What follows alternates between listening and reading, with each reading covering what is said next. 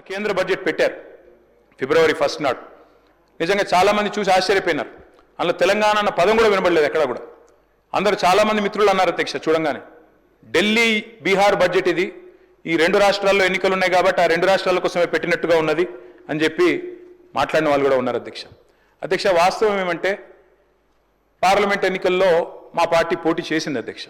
మాకు సీట్లు రాలేదు, మాకు ఒక్క సీటు కూడా రాలేదు, అన్ని సీట్లు ఓడిపోయాం. చాలామంది సంకలు గుద్దుకున్నారు, సంబరపడ్డారు. బీఆర్ఎస్కు 0-0-0 గుండు 0 అని మాట్లాడారు అధ్యక్ష. కరెక్టే అధ్యక్ష, మాకు సీట్లు రాలేదు. 8 సీట్లు కాంగ్రెస్ పార్టీకి వచ్చినాయి, 8 సీట్లు బీజేపీకి వచ్చినాయి, 1 మజ్లిస్ పార్టీ గెలిచింది. కానీ వాస్తవం ఏంది అధ్యక్ష, మాకు వచ్చింది 0నే కరెక్టే పార్లమెంట్ ఎన్నికల్లో. కానీ తెలంగాణకు వచ్చింది ఏంటి అధ్యక్ష ఈ బడ్జెట్లో, కేంద్ర బడ్జెట్లో గుండు 0. 8 + 8 నార్మల్గా అయితే 16, కానీ ఇక్కడికి వచ్చే వరకు మాత్రం 8 + 8 ఖచ్చితంగా గుండు 0 అయిందని చెప్పక తప్పడం లేదు అధ్యక్ష. అధ్యక్ష నేను పెద్దలు డిప్యూటీ సీఎం గారికి గౌరవనీయులైన సహచర శాసనసభ్యులకు నేను విజ్ఞప్తి చేస్తా ఉన్నా అధ్యక్ష. అధ్యక్ష పోరాడితే పోయేదేమీ లేదు, బానిస సంఖ్యలు తప్ప అని ఒక మహాకవి అన్నారు.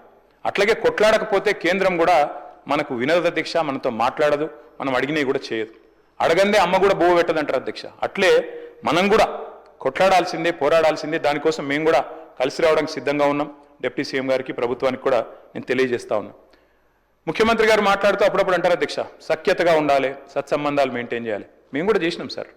2014 నుంచి 2020 సంవత్సరం దాకా 6 సంవత్సరాల పాటు సఖ్యతతో ఉండి సాధించుకునే ప్రయత్నం మేము కూడా చేసినాం. ఆనాడు మేము కూడా మిషన్ భగీరథ అని ప్రారంభోత్సవం పెట్టి బ్రహ్మాండమైన కార్యక్రమం చేసి పెద్దలు ప్రధానమంత్రి గారిని ఆహ్వానించి వారి చేతుల మీదుగానే ముఖ్యమంత్రి గారి నియోజకవర్గం గజ్వేల్లో మీటింగ్ పెట్టి బహిరంగ సభ పెట్టి మరీ ఆహ్వానించి సఖ్యతతో సత్సంబంధాలు మెయింటైన్ చేస్తూనే 6 సంవత్సరాల పాటు పిలిచి ఆహ్వానించాం అధ్యక్ష. కానీ ఏమైంది అధ్యక్ష, ఏం జరిగింది, ఏం ఒరిగింది తెలంగాణ కేంద్రం నుంచి? దేశానికే దారి చూపెట్టి ఎన్నో పథకాలు ప్రవేశపెట్టినా కేంద్రం మాత్రం చిల్లి గవ్వ కూడా మనకు విధిల్చలేదు. ఇంతకుముందు ముఖ్యమంత్రి గారు చెప్పారు పన్నుల రూపంలో రూపాయి ఇక్కడి నుంచి పోతుంటే మనకు తిరిగి 42 పైసలే వస్తున్నదని. అది వాస్తవం అధ్యక్ష, రావడం లేదు. మనం ఇస్తున్నది ఎక్కువ, వారు తిరిగి ఇస్తున్నది తక్కువ.